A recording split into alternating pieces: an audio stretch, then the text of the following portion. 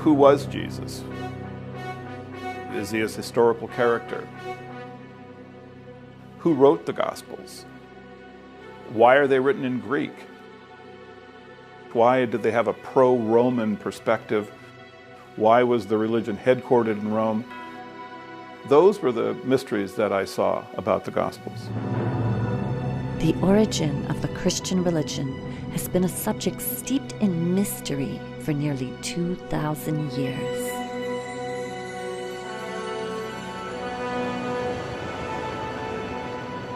Joseph Atwill is one of a number of scholars today from all around the world who are questioning the historic facts behind these ancient mysteries. When examining the actual history of this era, many of the answers provided by the Church and Christian scholars do not hold up to rigorous scrutiny. This is really important for our culture, to understand where Christianity came from. No doubt Christians have done a lot of good for the world, but then there are other Christians, often the most dogmatic, who create wars, hatred, and other harm under the disguise of religion. In studying how Christianity emerged, many of our scholars agree that it was used as a political tool to control the masses of the day, and it is still being used this way today. The problem is that Christianity has been used as a tool by government that uses the goodness in people against them. For example, support for the wars in the Middle East has been preached to evangelical Christians as a way to speed up the end of days. This is just one example of the way that propaganda is used to control and manipulate the populace. Actually, according to my study of the ancient texts, the second coming of the Christ has already occurred. Maybe we need to expand the possible answers about how Christianity originated, and deeper questions need to be asked. Maybe we need to examine what political motives were behind the formation of the Christian religion. I think it's a requirement of alert citizens to know how the Gospels were written, why they were written, who produced them, what was the purpose and back of all this. This is good citizenry. Everyone should be involved in this. Today, we live on the brink of an immense paradigm shift, and this modern time is very parallel to the era in which Christianity emerged. Studying this ancient era can give us the perspective needed for coming up with solutions to today's problems and for helping create the better world that we envision.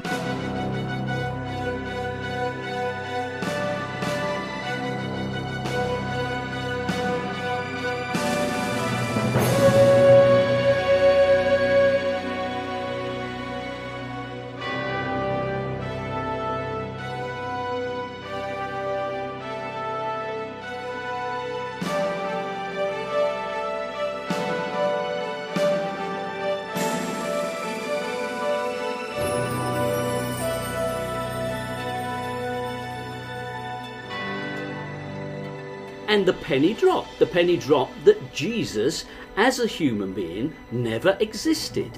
The presentation of the Jesus character, it's somewhat of a composite of many messianic leaders of the time. Well, let's just go back to the drawing board, and we'll leave aside all of the assumptions of Christian history, and let's just look at the text afresh and consider every possibility. Let's open the whole game up. Can you think that Christianity is really paganism by a different name? Now it feels completely obvious.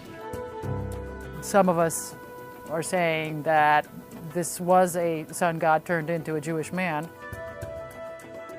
In all of this, we're dealing with literature. We're not dealing with history.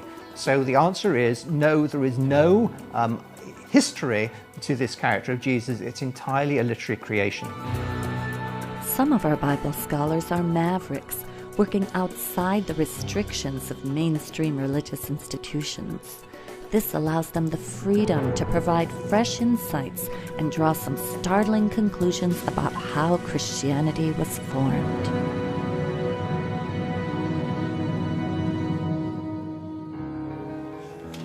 I began reading a number of books on the subject. This turned into a decade-long research.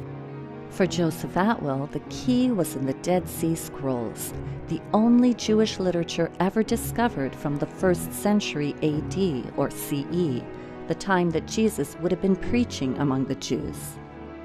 The characters in the Dead Sea Scrolls were militaristic, and you could see that this movement wanted to push the foreigners out of Israel. They were fundamentalists, whereas the characters in the Gospel are different. They are pacifistic. They are turning the other cheek. They're giving to Caesar what is Caesar's.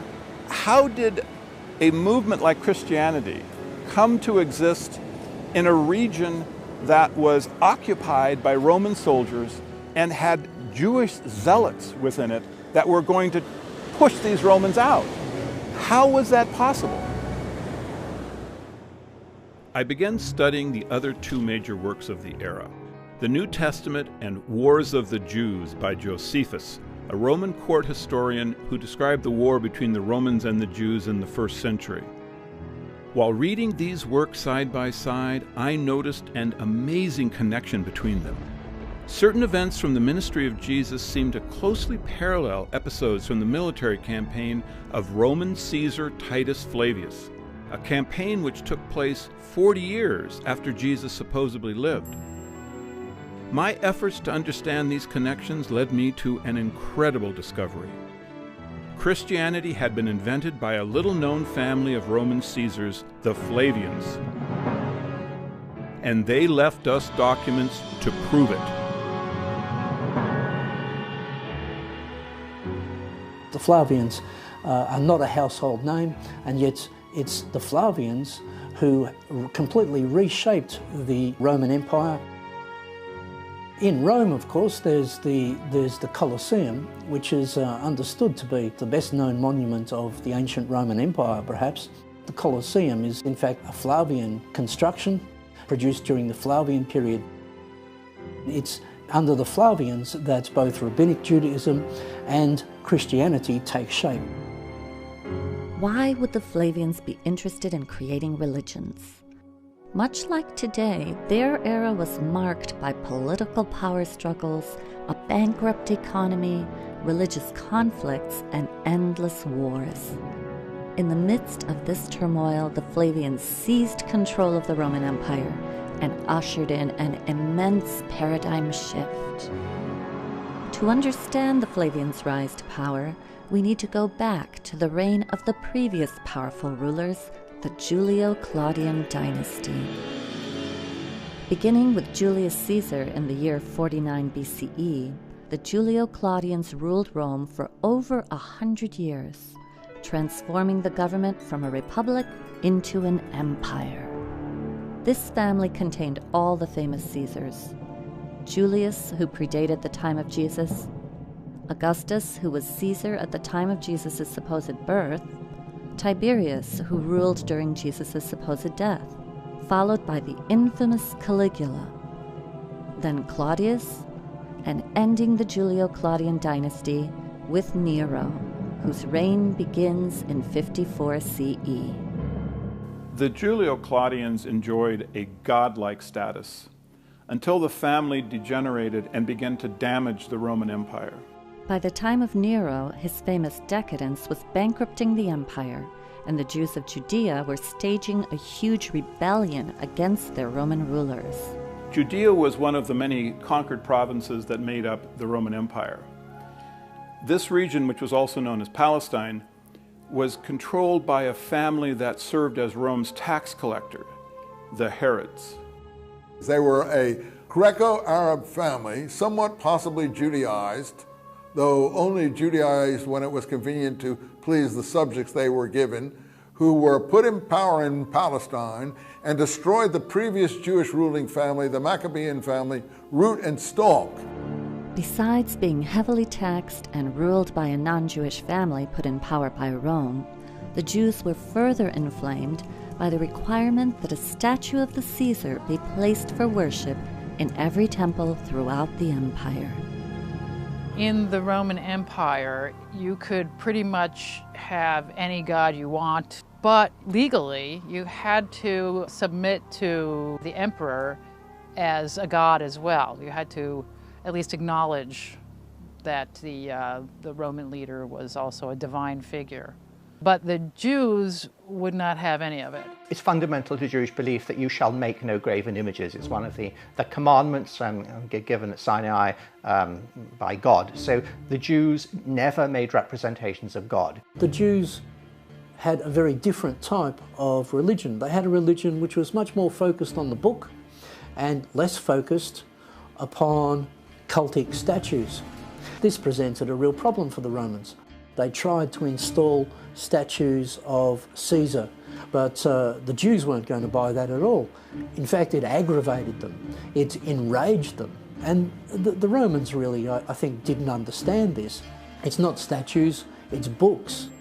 And those books contained what are known as the Jewish Messianic prophecies. The thing that most moved the Jews' revolt against Rome was an obscure prophecy from among their writings that a world ruler would come out of Palestine. Holy books inspired the Jews to expect a redeemer who would redeem Israel, rescue Israel, restore Israel to power and leadership in the world. The Messiah that the literature described was a warrior. The Messiahs would have claimed the same attributes that David did. David could overcome any army because God gave him the power to do it. If you had the power of God, you could easily defeat the Roman army. The people rebelled against Rome and were led by a messianic movement that had a series of messiahs that had come forward to fight against the Roman Empire. The Hebrew word Messiah is translated into Greek as Christos, or Christ, so the title of Christ can describe any of the numerous messiahs of this movement. Yes, the word Christ or Christians can refer to the Palestine Messianic movement, but it's a later term. It's a later reformulation of the Messianic movement in Palestine. This movement rebels against Rome in 66 and is successful. It actually defeats them militarily, so it must have been a huge movement. The victorious Jews set up a nation state directly in the Roman Empire. And the Romans had to do something about it. There was a real danger that this Messianic movement could not only boil over in Judea itself, but could spread to other Jewish communities and other parts of the Roman Empire. Rome ruled its colonies with a rod of iron, and any resistance was going to be met with brute force. At this time during Nero's reign, two of the finest military men in the empire were the Flavians, Vespasian and his son Titus. Vespasian and Titus were military men. They spent a great deal of their life outside of Rome. For over a decade, they had waged war against the Druids in Brittany and Gaul. Vespasian and Titus were successful in essentially destroying the Druids. They left behind no historical record of their existence. And it's the Flavians that Nero calls upon when he needs to suppress the Jews' rebellion in Judea.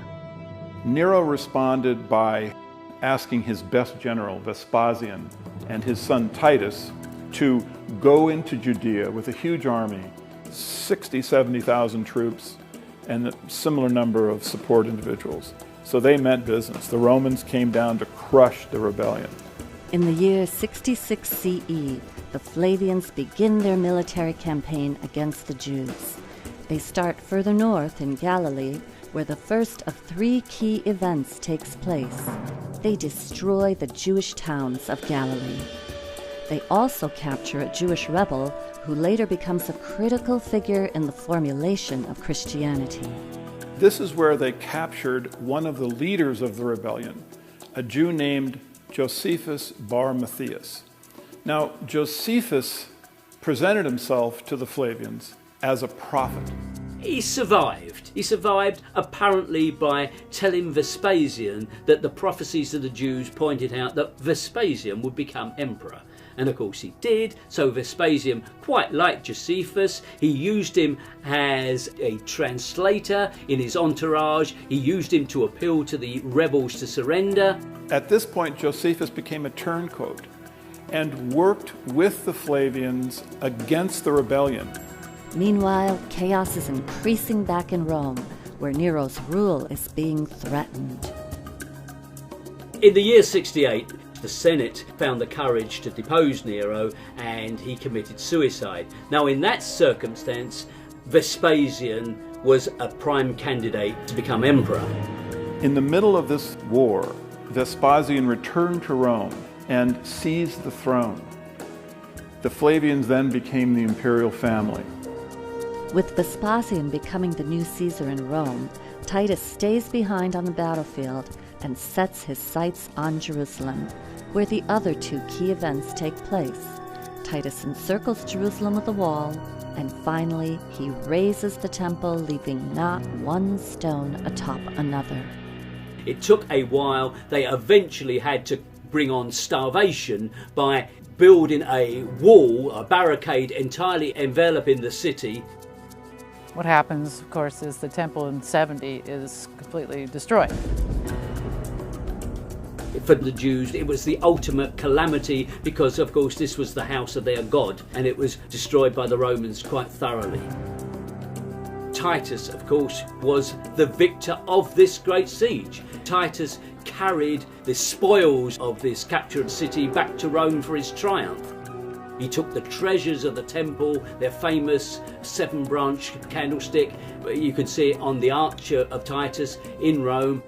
It celebrates that tremendous victory of Rome again triumphant, and Titus, of course, is the hero of the day.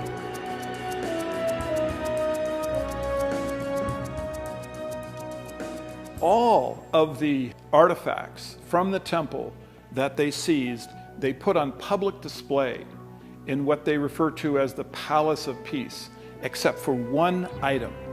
The Jewish scripture, Josephus records that the Flavians took and placed in their private palace where no one was allowed to see it. Although Titus Flavius successfully ended the rebellion in Judea, another rebellion soon broke out in Alexandria, Egypt. The Flavians were clear that this was not the end of the Jewish Messianic movement. They also recognized that it was the Jews' Messianic literature that was fueling this movement. So once they captured the Jewish scripture, they had all other copies of it destroyed. And that's why the Dead Sea Scrolls had to have been buried in a cave, because that was the only way they could be safe from the Roman destruction. There was not a single scrap of literature found from the Messianic movement until the scrolls were discovered. That's why they're such a treasure, because they're the only real voice of the Messianic movement that we have. And the real voice of the Jews' Messianic movement, according to our scholars, was violent and militaristic, not the pacifistic version depicted in the Gospels. War against Rome was a Messianic war. So that's why I say that the scrolls are not only the literature of the Messianic movement in Palestine, they're also the literature of the war against Rome. The Romans needed to subdue the Jews' religion, so they set about influencing it and changing it. They realize they can't destroy the Jewish religion altogether. That's not their objective. They realize they're sensible enough to realize that they can't do that. So what you have to do is try to create a type of Judaism that is benign. And it's exactly coinciding with the rise of the Flavian dynasty is the arrival of two benign forms of Jewish ideology. It's during this period that a new literature enters history, which describes a peace-loving, turn-the-other-cheek preaching Jewish Messiah named Jesus Christ. But if the Flavians wrote the Gospels, how could a Roman family know how to write Jewish literature that refers to Jewish prophecy? The answer lies in the Flavians' collaborations with a number of Jewish intellectuals, beginning with their own court historian, Josephus. Josephus arrives back in Rome with Titus. He becomes an adopted member of the Flavian family. An amazing turn of events for the Jewish turncoat. He becomes Flavius Josephus. Josephus at this time begins writing the history of the war, and he records that Titus gave him the Jewish scripture. Josephus's histories have always been associated with the origins of Christianity. Time and again you can find parallels between what Josephus writes and what turns up in the Gospels. It's a powerful evidence of their true origin.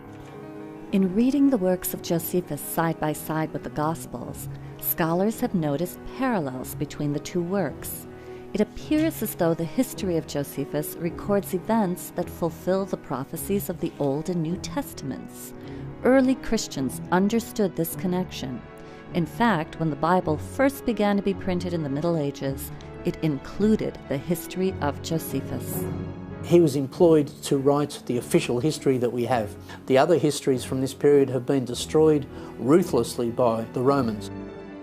Josephus tells us this in very chilling passages, how the Romans exerted complete control of the literature of this period. There were alternative histories of the Jewish war written. Well, the Romans rounded up the writers of those histories and executed them.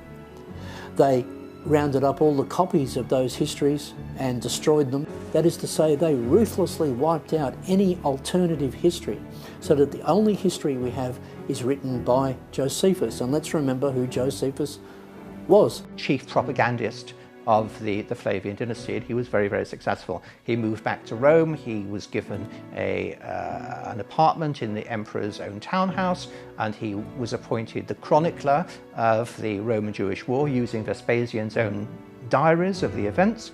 Also in the pages of his history, Josephus declares that the Jews' Messiah or Christ is none other than Flavius Vespasian and his dynastic family. To put it succinctly, Josephus says that there was a prophecy that a world ruler would come out of Palestine. The Jews thought this applied to one of their own. They were wrong in their interpretations. He used the most cynical interpretation. He applied it to the rise of the Roman emperor in Palestine. Josephus recorded that the Messianic prophecies foresaw not a Jew, but Vespasian and his dynasty. In fact, all of the Flavian historians recorded that the Flavian Caesar was the Christ.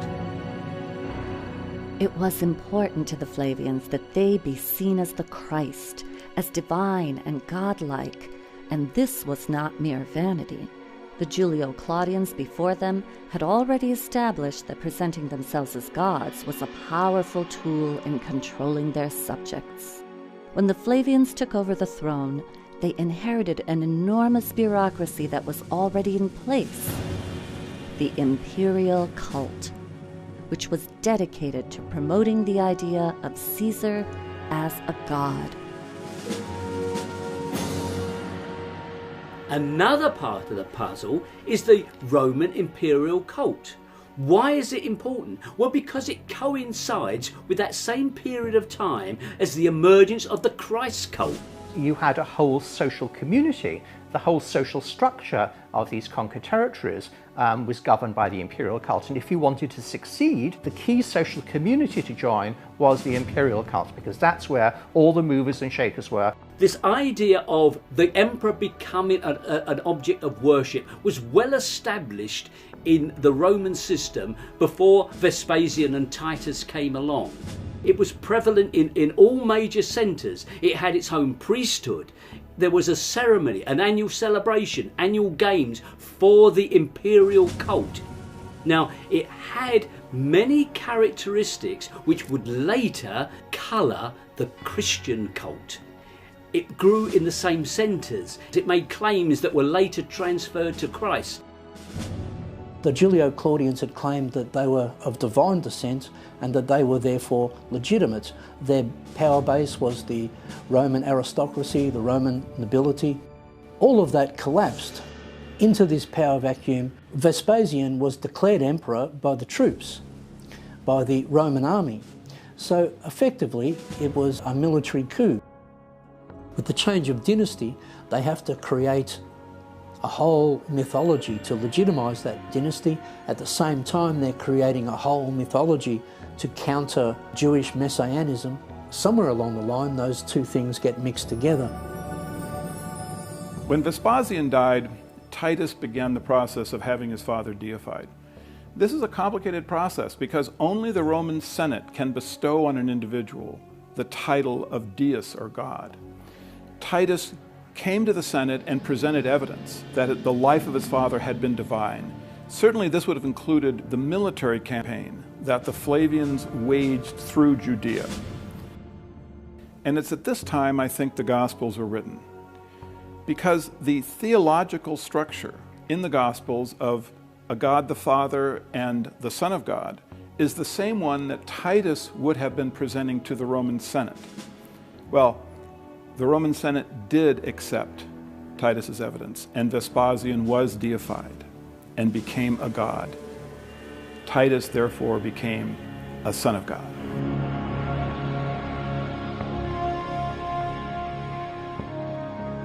The Arch of Titus that still stands in modern Rome today is inscribed with a dedication to the divine Titus, son of the divine Vespasian, or son of a god.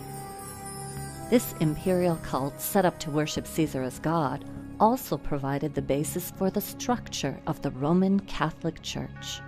Now, the rituals, paraphernalia and symbols of paganism were transferred wholesale to the Christian church. The most obvious and clear example is where the title of the pagan chief priest of Rome, the Pontifex Maximus, became the title of the Pope, the Christian Pope. If you look at who held the original bishop positions in the Catholic Church in those early times, you will see that they are members of the same pagan aristocracy. They simply changed their clothing a little bit. They wore the same garments, but they wore slightly different headdresses. They had become from being a priest of a pagan cult to being a priest of Rome. Where the Vatican now stands, there was once a pagan temple which celebrated the mysteries of a dying and resurrecting God-man who wasn't Jesus. There are many churches in Rome, I've been to a few, where you go above into the church and there is Jesus, and you go underneath and there's a little sanctuary of Mithras, and it's basically the same figure. So the Roman plot to invent Christianity is just so clever when you think about it. Through the Pope, who is God's representative on earth, they no longer needed expensive standing armies, wars and punishment of disobedient peasants. They could, through religion, rule their subjects.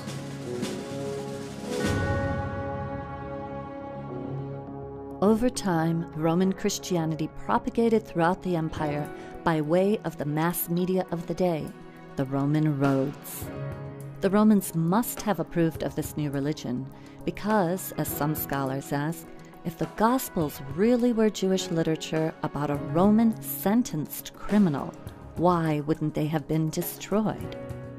One of the really surprising things for me was to realize the extent of Roman control of propaganda and of literature. So that when you suddenly get all of this Christian literature arising in this period, one has to ask, well, how did that happen? The conclusion that one has to reach is that that could not have happened without some degree of complicity on the part of the Romans, so that one is led to the conclusion that the Romans must be involved in the production of this literature.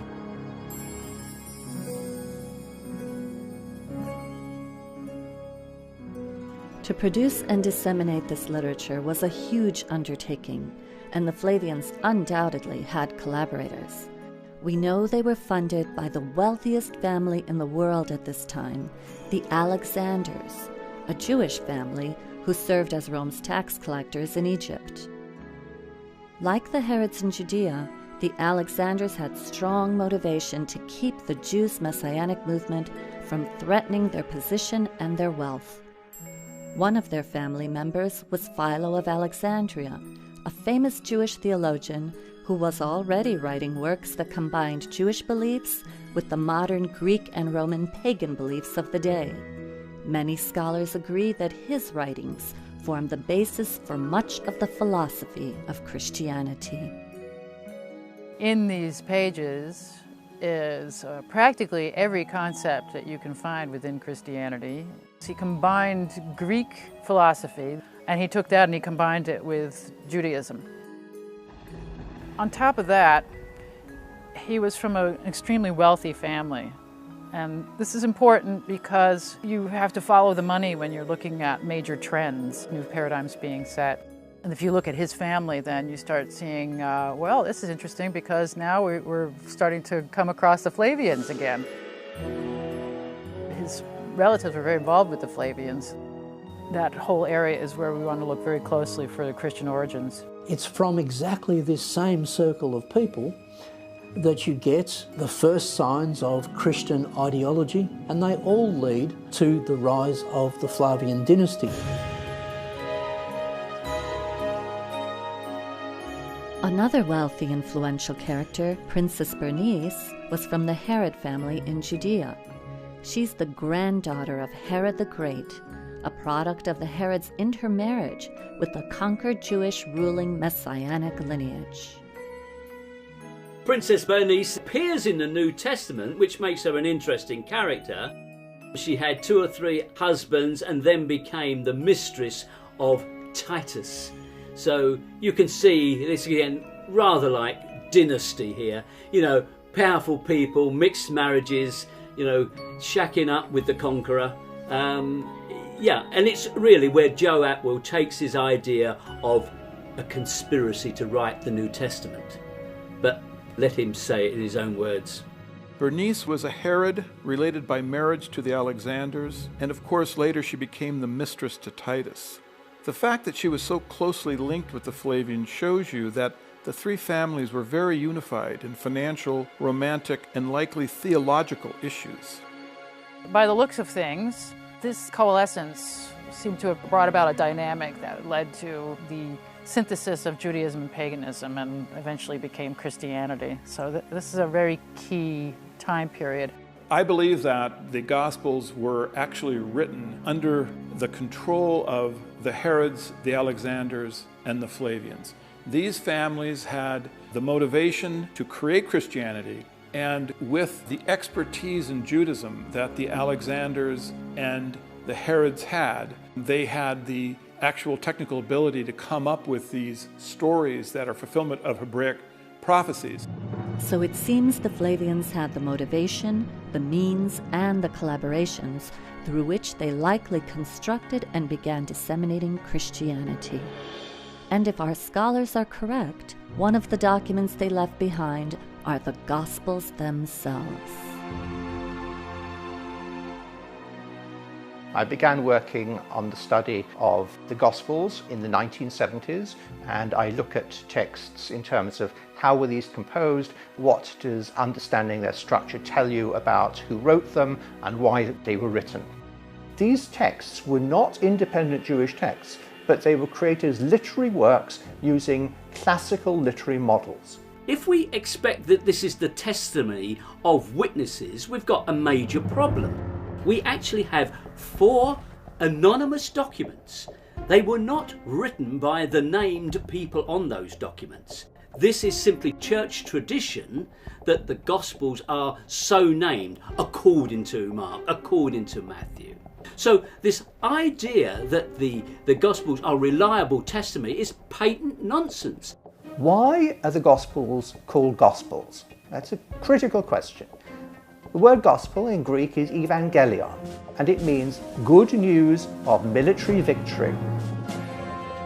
Whose military victory are we celebrating here in these Gospels? Well, it seems to me that we are celebrating clearly the Roman military victory, because these events, the Battle of Gadara, the Battle of the Lake of Galilee, the successful Battle at Jerusalem, these are battles that the Romans won. Why are the Gospels celebrating battles that the Jews lost if these things were written by the Jews? The fact that the Gospels are known to us in Greek and not in Aramaic or Hebrew is, I think, just evidence of their authorship. They were not written by any followers of Jesus who would have surely spoken Aramaic, and if they had been fishermen and simple folk, they would not have had the literal skills to write them anyway. If we look closely, there actually are clues in the Gospels that point to who the true authors were. A lot of the Christian literature advocates turning away from the Jewish law and obeying Roman law. Well, this fits perfectly into Roman propaganda purposes. And then you have, in general, the portrayal of Jesus as the peaceful Jew who is wandering around in what is depicted as a sort of pastoral scenes, talking to fishermen and farmers and so forth, when in fact, this is a war zone. Judea is a war zone. And you ask yourself, well, why is it not portrayed as a war zone? I mean, they really had it down pat. They have Jesus saying, render unto Caesar what is Caesar's, which is basically in response to talking about money. Whose benefit would that be? It's so blatantly obvious. The perception of Roman characters in the Gospels, they're all interpreted in a favourable light. They are pro-Roman. They do not depict the Romans as the forces of evil. They reverse that. It's the Jews who become the forces of darkness. It's very striking that various passages in the Gospels refer to the Jews as some people separate from the heroes of Jesus and his disciples. The Jews are those who object. The Jews are those who try to thwart the divine plan. Now, that gives us a clue, certainly, to who were the true authors of this book. They are works of literature created by people who are trained in Jewish literature, but whose values are pro-Roman. The Romans wanted to promote anti-Semitism, and so they arranged the story of the beloved man God, Jesus Christ, to appear as if the Jews had brought about his death. Because of this, the Jews would have to suffer anti-Semitism throughout history. So this was a piece of work that could not have been done except by a fairly established literary team, such as the literary team that was in Rome actually writing the books of Josephus. I mean, that was written by a literary team, and it was written as one of the attempts to give prominence to the Flavian Caesars, which the Gospels also do. So it is extremely likely that the Gospels, as a form of epic, designed to magnify allegorically the Roman Caesars, is also written at the court of the Flavian emperors. But the Jesus story takes place many decades before the Flavians came to power. Why would the Flavians create a work about a Jewish Messiah that wasn't even from their own era? The Gospels were very precisely backdated 40 years. Jesus' ministry was started in 30 CE, exactly 40 years from the destruction of the temple.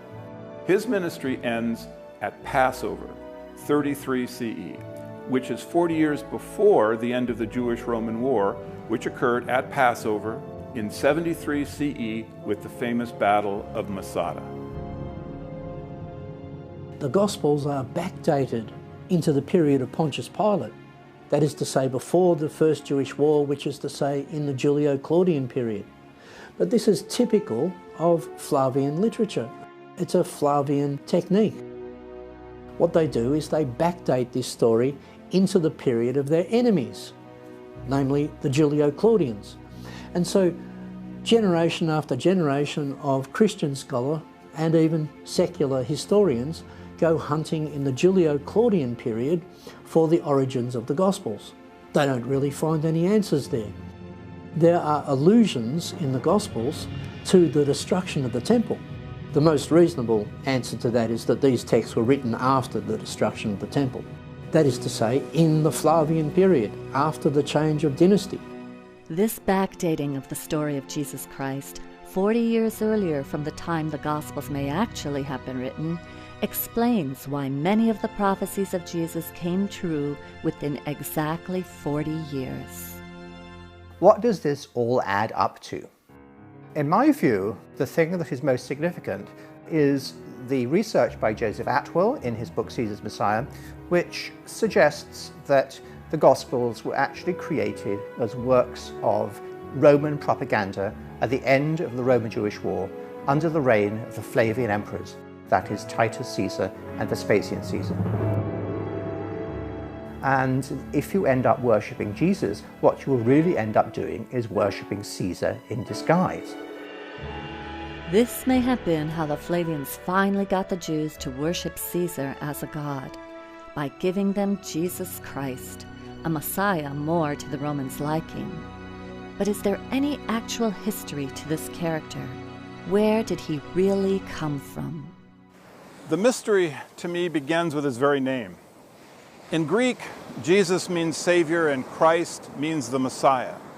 This didn't strike me as something you would call a young child. These two words are already important within Judaism before Jesus Christ supposedly existed. Major biblical figures to a Jewish Greek-speaking populace would already be called Christ. Their ears would already be acclimated to accepting this title. So it isn't just a unique name of a single person that just suddenly popped up. What did we actually know about Jesus Christ the man? I don't think that Jesus can be historically defended. I don't think there's any evidence that we can extend to that particular Jesus. So when you actually set out to investigate the historical Jesus as opposed to the Christ of faith, you very abruptly enter a void. You find that whereas you might imagine the core details of Jesus are readily known and accessible, you actually discover there's no such thing. Further, there had never been any archaeologic evidence of Jesus Christ that had ever been discovered. You cannot find an established and incontrovertible biography of Jesus at all. It doesn't exist. You enter a strange twilight zone of early Christian belief. What we have here is not a movement that's grown on the accretion of legends on a real flesh and blood man, but instead the development of a religious movement around the idea of a man. There isn't even an actual physical description of what Jesus looked like anywhere in the Gospels. The presentation of the Jesus character, it's somewhat of a composite of many messianic leaders of the time. Many messianic leaders of the time, most or all of whom came to a bad end, usually by crucifixion, because crucifixion was the Roman punishment for seditious activity. And the penny dropped that Jesus, as a human being, never existed. In all of this, we're dealing with literature. We're not dealing with history. So the answer is no, there is no history to this character of Jesus. It's entirely a literary creation. What the Romans did was they saw the Jews' reliance and belief in prophecy. So they said, okay, they want a prophet, let's give them one. It seems that in the construction of the literary character Jesus Christ, the Roman authors borrowed religious concepts not only from Judaism, but also from other gods and religions that they knew. Some scholars have noticed the similarities between the story of Jesus and the ancient pagan mysteries. In ancient mythology, we find this whole strain of thought called solar mythology. Many gods start taking on solar attributes because as agricultural communities become more important, the sun becomes a big focus, the most obvious reasons of planting and harvesting. The sun is then personified, so now we have a male sun god. It becomes a religion in many parts of the world. Christianity usurped a tremendous amount of sun worship. Some of us are saying that this was a sun god turned into a Jewish man. This December 25th birthday was in fact the winter solstice. This is really in fact the birth of the god of light. December 25th actually is the end of a 3-day period of when the sun stands still. The sun appears to be dying as the days become shorter, and the sun is reborn at that point. Across the ancient world, there was this form of experiential and philosophical spirituality in these mystery cults or mystery schools. And at the center of these schools, you would find a mythos, which was an initiatory myth, a symbolic myth, which would help people who were going through the initiatory process come to this spiritual awakening, this knowledge, this what they called gnosis. And what you see in these myths is the elements that will later become the Jesus story. Let's ask the question, is Jesus developed from pre-existing literary characters? Jesus has certain episodes in this so-called life, and each one of them can be traced to a prior representation of that type. If you look at the elements which we found in the pagan mystery school myths, you find the story of a dying and resurrecting Son of God who's born of a virgin, has 12 disciples, turns water into wine at a wedding, it brings a new religion of love, is accused of heresy or of provocation by the authorities, is put to death, sometimes by crucifixion. And then if you want to commune with the God-man, you take bread and wine, and then you can come to eternal life. Well, all of this is, of course, Christianity. Easter itself is a long pre-Christian celebration of the resurrection of spring from the death of winter. This is an ancient shamanic rite you'll find all over the world, that you go through a ritual death where you get reborn, but you're reborn as an awake being. So you've died just to your lower nature and woken up to your higher nature. You can find them in the Old Testament, in the Jewish mythology as well. It isn't just pagan parallels. I mean, the New Testament, for example, the Ascension. We have an ascension with the Old Testament figure of Elijah, and it's a very dramatic ascension. Elisha-Elijah cycle. These are two Jewish prophets, one followed on from the other, which have many of the story elements found in Jesus. For example, there is a multiplication of food miracle, there is a raising of the dead miracle, there is a water miracle, there is ultimately an ascension to heaven miracle. Is this fulfillment, or is this simply copying of a useful theme? You can see where they just used Old Testament characters and scriptures as a blueprint to create this new one. A lot of the ethics of Christianity actually were around before Christianity. Do unto others as you would have them do unto you is in fact from the Old Testament. Jesus didn't make that up. Many of the other aspects of Christian ethics, many things which we might like to applaud as very good aspects of Christian ethics, can be found in the Stoic philosophy in Rome, which, by the way, was exactly the philosophical and ethical school promoted by the Flavians. There's little that is original about Jesus. If one separates from his words advice that was in the interest of the Roman imperial family, all that you have left are snippets of widely known philosophies, truisms, and concepts that came directly from prior Hebraic literature. The reason I am now convinced there's no historical Jesus, which seems a real, like, whoa, to people who are not familiar with the idea, is a combination of things. First of all, there's no evidence for an historical man which stands up to proper scrutiny. Secondly, is the story of Jesus is full of these motifs which come from the pagan mysteries. And the third reason is because in the early Christian movement, there's these two types of Christians, certainly by the 2nd century, which I think of as Gnostics and literalists. What marks out the literalists, who will become the Roman Empire and the Roman Catholic Church, is that they've got an historical man. What marks out the Gnostics is that they see it allegorically, and their great heresy is that Christ didn't come in the flesh. Now, the winners write history, and the history books have been written by the literalists.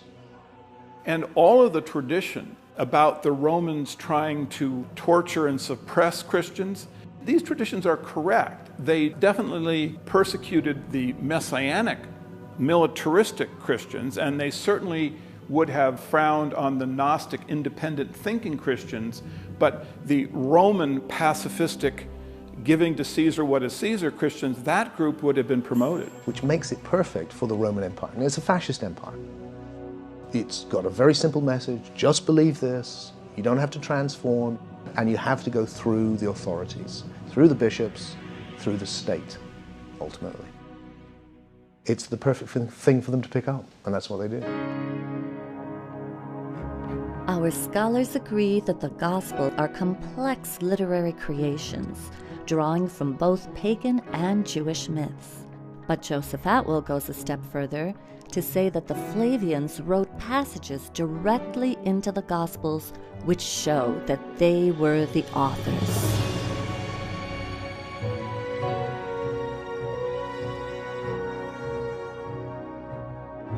One of the most famous prophecies that Jesus makes is about the coming of someone he refers to as the Son of Man. Now, many people believe that he's talking about a second coming of himself, and many people believe that this is going to occur some point in the future. Well, the fact is, this coming of Jesus has already occurred. Jesus makes very specific prophecies as to what will happen when the Son of Man makes his visitation. He refers to three key events. The Galilean towns will be crushed, Jerusalem will be encircled with a wall, and the temple will be razed, leaving not one stone atop another. He also states exactly when this individual will come. He says that the Son of Man will appear before the generation that is alive and listening to Jesus' words passes away. Now, to Jews of this era, a generation is 40 years. And so the only individual that could possibly be the Son of Man that Jesus predicts is Titus Flavius. Titus Flavius did destroy the Galilean towns. He did encircle Jerusalem with a wall, and he razed the temple and left not one stone atop another. And he did this within 40 years. Josephus recorded that no matter how Titus tortured the Jews, they refused to call him Lord or God. So to circumvent this stubbornness, the Flavians wrote the Gospels, in which a Son of Man was predicted to come in the future. Titus fulfilled these prophecies and became the Son of Man.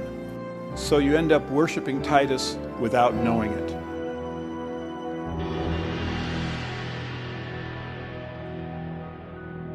To further support his thesis that the Flavians originated Christianity, Joseph Atwill points to the Roman Catholic Church's earliest saints, known as the Christian Flavians.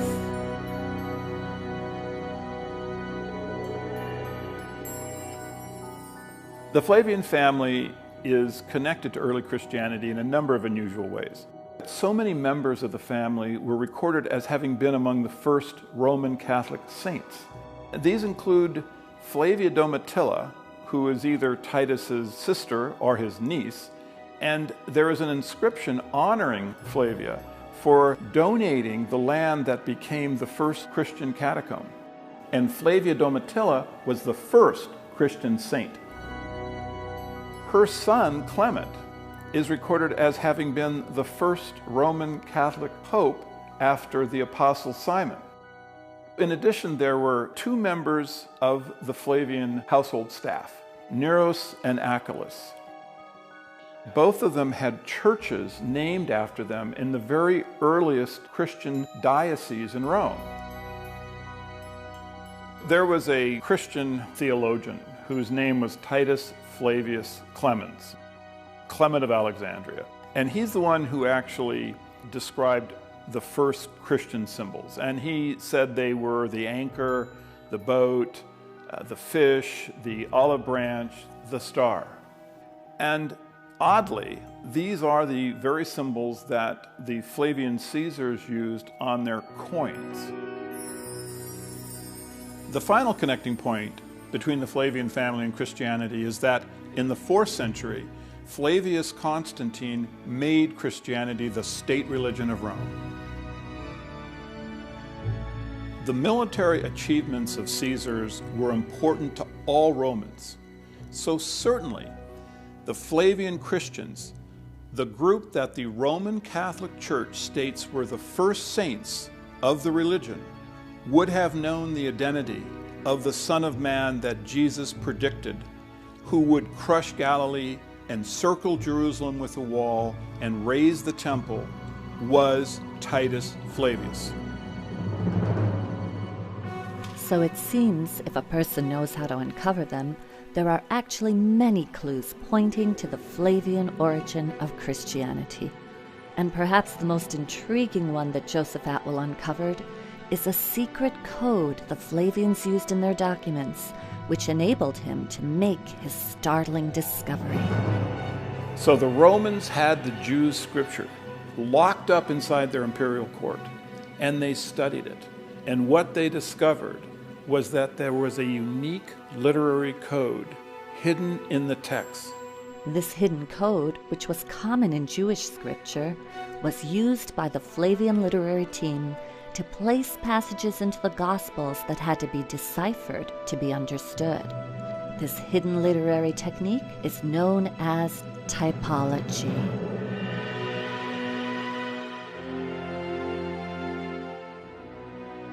Typology is used throughout the ancient Hebraic literature.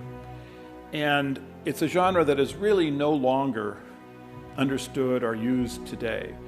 But simply put, typology is using events from the past to provide form and context for subsequent ones. What we're talking about is stereotypic. In other words, there's an idealized prototype which shows certain characteristics or performs in certain ways. For instance, one of the things they do is they take an old story and they retell it in a new form. And they superimpose contemporary history upon old stories. And they create these multi-layered texts. In Hebraic typology, texts were designed to be read in comparison to one another, or intertextually. And in doing so, a meaning that would not be visible in the surface narration would become apparent to someone who understood the typologic connection between the stories. Hebraic typology connects prophets. Events from the life of one prophet are placed into the life of a subsequent prophet.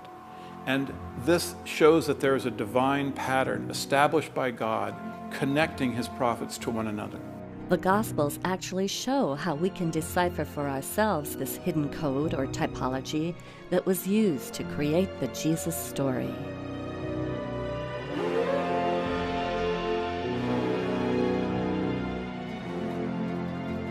At the very beginning of the Gospels, there's a primer of this typology. What the author of Matthew has done is take events from the Old Testament and place them into the life of Jesus. These events occur in the same sequence in the story of Jesus as they occur in the Old Testament. Numerous Bible scholars had already identified the following parallels. Both stories have a patriarch named Joseph who travels from Israel to Egypt, a ruler who massacres innocent boys, a divine character who states that all the men are dead who sought your life, and then a return from Egypt to Israel. This is followed by events which have passing through water. In the Old Testament, the Israelites pass through the Red Sea. In Matthew, Jesus is given a baptism in which he passes through water. We then travel into the wilderness. The Israelites are in the wilderness for 40 years. Jesus goes into the wilderness for 40 days. Finally, we have the three temptations. In the Old Testament, we have the temptation by bread, the statement, "Do not tempt God," and the commandment to worship only God. These appear again in Matthew, where Jesus is tempted by bread, tells the devil, "Do not tempt God," and instructs him to worship only God. Therefore, when you compare the life of Jesus with the life of Moses, you see a linkage that shows that the character in the Gospels was divinely connected to the character in the Old Testament. The life of the first Savior of Israel, Moses, foresaw the life of Jesus, who's now claiming to be the next Savior of Israel. To understand the rest of the Jesus story, his adult ministry, we simply need to know that the same system of parallel names, locations, and concepts occurring in the same sequence was used to connect Jesus in the Gospels to Titus in the works of Josephus. Our scholars explain this gospel typology in the following 3 examples.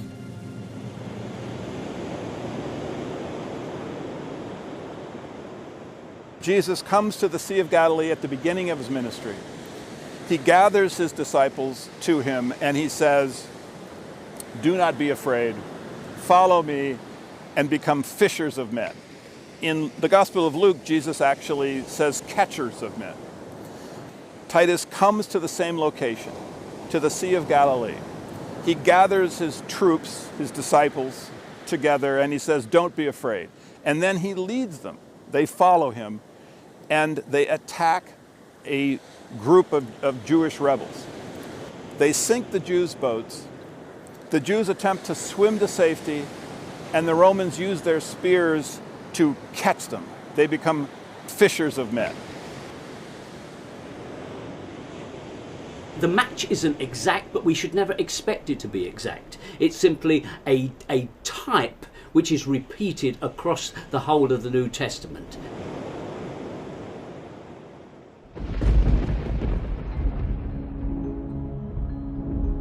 Jesus is constantly dealing with devils.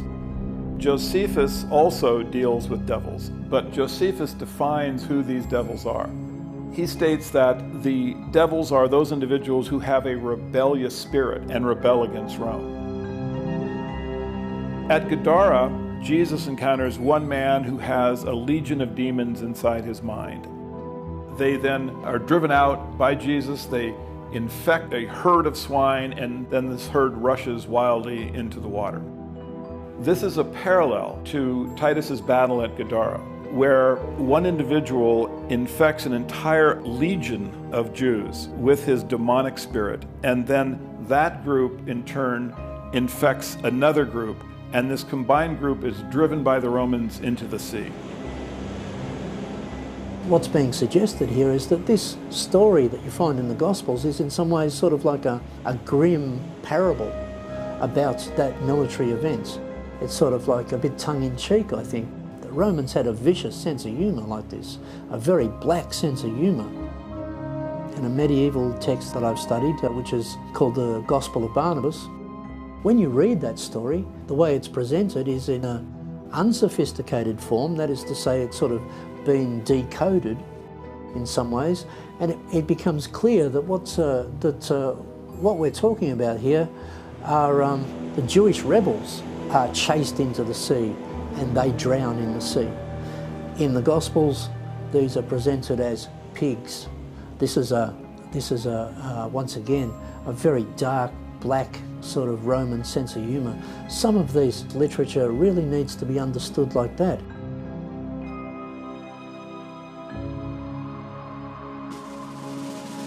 In Josephus's biography, he describes when he was in the entourage of Titus during the closing stages of the siege of Jerusalem, he chanced upon 3 of his friends who were being crucified. And he pleaded with Titus for their release.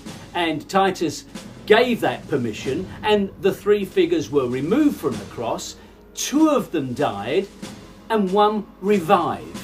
Now, if you're looking for a stereotypic example of how some idea was floated into the mind of someone writing the Gospels, that is a pretty clear example. It's certainly a strange occurrence that we find such an incident in the works of Josephus when it shows up in such a dramatic form in the Gospels.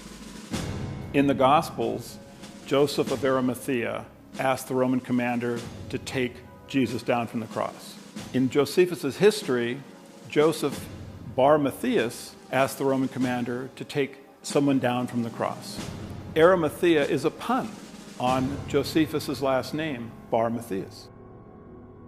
When you read our sources really carefully, and you have to do it really, really carefully, because they didn't spell it out for us. It's effectively very well hidden.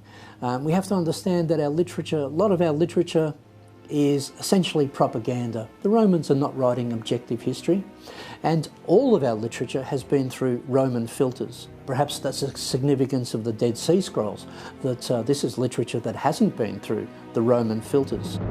It's important to realize that Josephus wrote in an era when allegory was regarded as a science.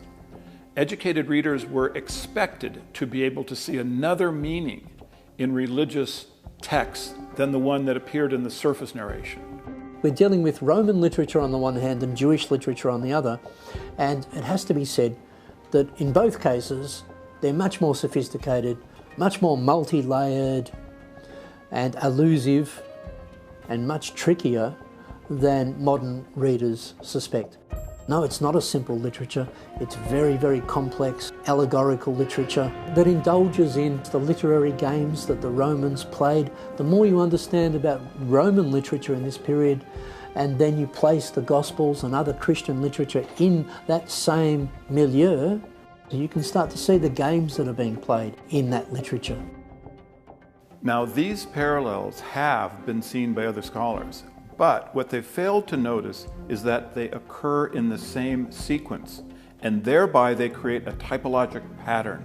The Flavian thesis, it's trying to read these texts in context, because in any given text, you've got the text in the first instance, and then you've got the context, the environment in which it happened, and of course in all of these texts also you've got a subtext.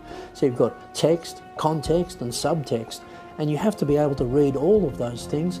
And unfortunately, many religious people who are coming out of seminaries, who are coming out of religious colleges, they're just not being trained in this sort of level of reading. They're instead being trained to just read on one level, which is a literal level, and I think that that's very unfortunate, and that really needs to be challenged.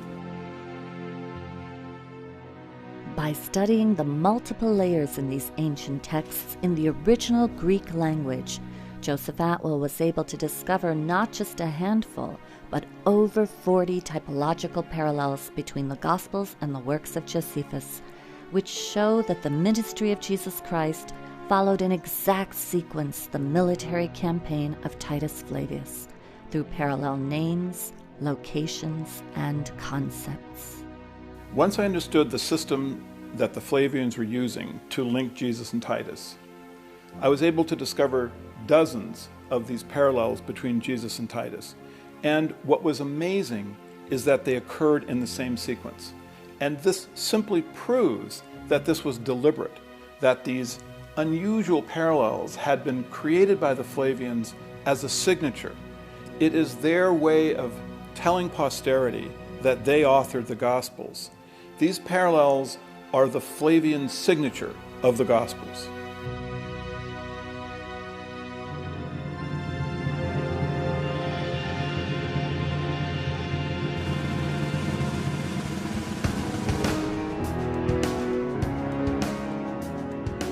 Both Jesus and Titus began their campaigns at the Sea of Galilee and then go into the Galilean countryside, followed by a journey to Jerusalem.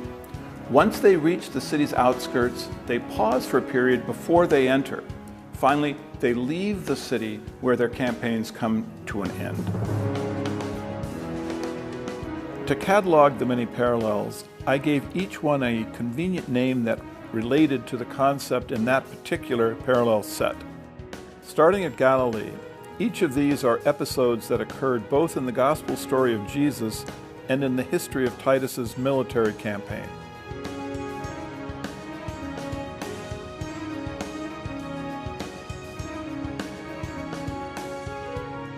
Both Jesus and Titus journeyed to Jerusalem, each sending messengers ahead to meet him when he gets to the city.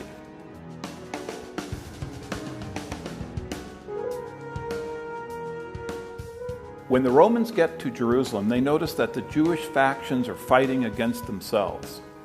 At this point in the Gospels, Jesus talks about a house divided against itself cannot stand. Then Josephus wrote that in preparation for battle, Titus ordered all of the fruit trees between the Roman camp and the walls of Jerusalem cut down. At this point in the Gospels, Jesus states that if a fruit tree does not bear good fruit, cut it down. Titus goes around the walls of Jerusalem looking for the best place to construct a tower from which they can launch their attack. At this point in the Gospels, Jesus asks, which one of you who is going to build a tower doesn't first sit down and think about the cost? At this point in the history, Titus sends Josephus to ask the Jews what terms they will accept for peace. In the Gospels, Jesus describes a king who sends a delegation to ask for terms of peace.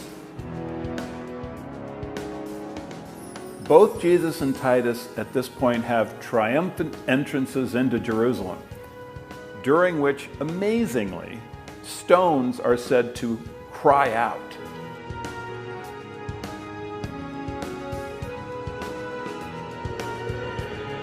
Each then drives a den of thieves out from the area in front of the temple. This is followed by Titus encircling Jerusalem with a wall and Jesus predicting that Jerusalem will be encircled with a wall. Because of the wall, starvation sets in Jerusalem. Josephus wrote that a woman named Mary, who called her son a myth for the world, slayed him, ate him, thereby turning him into a human Passover lamb. In the Gospels, we now have the Last Supper. Jesus tells his disciples, "Take, eat, this is my body, this is my blood," thereby turning him into a human Passover lamb. Here then is the Flavian signature of their authorship of the Gospels. You can see the fingerprints, that they've left their fingerprints all over these texts. You can start to, as it were, decode these texts and start to arrive at some really startling conclusions about how early Christianity first arose. Our scholars have shown that the Gospels were not the product of primitive Jewish fishermen. Rather, they are a sophisticated literary work combining religious ideas of the day with Roman political perspective and power. Joseph Atwell's research reveals that reading the works of Josephus concurrently with the New Testament shows that the events of Jesus' life were not historical, but rather all of them are dependent on the events in the military campaign of Titus Flavius. Jesus Christ was an allegory for the Roman Caesar Titus, the Messiah of the Roman Empire, the Roman son of a god that Christianity was set up to worship. I certainly don't want to undermine the positive things in Christianity. I'm happy to admit that there are positive things in Christianity and in other religions as well. What's at issue here are the historical claims of these religions. Traditionally, religious dogma has forbidden the examination of historical discoveries or the inclusion of certain scientific findings in their teachings, asking their followers instead to blindly believe as they say, not as the objective facts may show. We live in a time, perhaps it's a new intellectual renaissance, which is getting fed up with many of the structures that we live with and which is recognizing major frauds at the heart of our financial markets and the heart of our industry, and the plug is being pulled on them. And my view is that we have yet another fraud, the biggest of them all, and it's a fraud at the heart of Christianity. And it is a time for whistleblowers to come out and to make this information available not just to scholars in academic journals, but to have it widely available to anybody who wants to know. It's helpful to hear a wide diversity of voices in order for people to arrive at their own conclusions, and the theories brought forth by our scholars are a part of that diversity. When they hear that the Jesus story is a myth, people feel that you're taking something away, but you're really not. You push people and you go, why do you believe in historical Jesus? Often people will go, well, you know, the Bible or something. But when you go, well, have you studied it as an historical document? Have you looked at the evidence? They'll go, well, no, I haven't. So that's not the real reason. The real reason when you push people is, well, I have a relationship with Jesus. I have a personal relationship with Jesus, and that's what I don't want to lose. And that's a really good reason to be a Gnostic and a really bad reason to be a literalist. The Gnostics, as well as pre-Christian pagan mystery schools, believed that the myth of the dying and resurrecting God-man was an allegory to be used for personal growth, to die to their lower nature and arise to their higher nature. The literalists took control of the original myth and shaped it so it would take the power away from the individual and place it into a central authority. Rediscovering the original myth gives people the freedom to choose the beliefs that truly serve them. Okay, some Christians have developed their personal faith to the extent that Christ is this energy or force or power within them. This is how they have interpreted the story now. The story has become again what it actually began as, an allegory. I have no issue with the Christ within. I have an issue with the church militant. What threatens humanity is organised, regimentised religion on the march, taken so seriously that you will act out its worst precepts. If we examine all the religions of the world, we find that there is a common thread that connects all faiths and all people. And it is from this connection that we can make the choices that have now become so critical to our future. I like to focus on the origins of religious ideas. And it turns out that they're very unifying underneath all of the divisiveness that we see on the surface. It would be extremely helpful for all of humanity to realize that there is this underlying unity. And those origins are basically nature worship, the study of the sun, the moon, the stars, planets.